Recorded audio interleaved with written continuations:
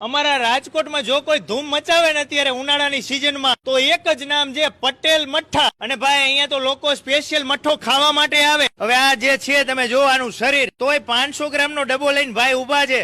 ભાઈ તમને મજા આવે છે? હા, કેટલો ખાઈ જાવ તમે? 500 ગ્રામ તો ઉભો ખાઈ જાવ. શું વાત છે, 500 ગ્રામ મઠ્ઠો તો ઉભો ખાઈ જાય ભાઈ.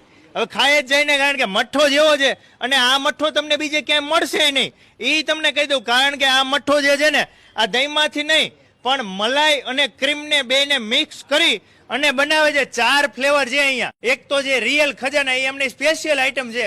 બીજી પાઇનેપલ, ત્રીજી રાજભોગ અને ચોથી જે અમેરિકન. સાહેબ તમને મજા જ આવી રાખે.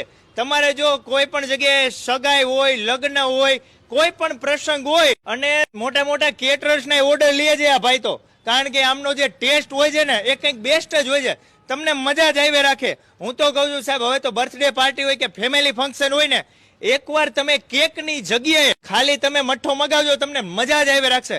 તમારું ફેમિલી તમને આજીવન યાદ કરશે કે ભાઈ મઠ્ઠો ખાવો ને તો પટેલ વાળાનો ખાવો. એટલે ભાઈ હું તો તમને એવું કહું છું કે જો તમારે આવો સારો મઠ્ઠો ખાવો હોય ને તો પહોંચી જજો કુવાડવા મેઇન રોડ ઉપર. ડીમાર્ટની સામે જે શેરી આવે ને, એ શેરીમાં શિવમ ખીરું છે. શિવમ ખીરાની એક્ઝેક્ટ સામે આવી જાય છે પટેલ મઠ્ઠાવાલા.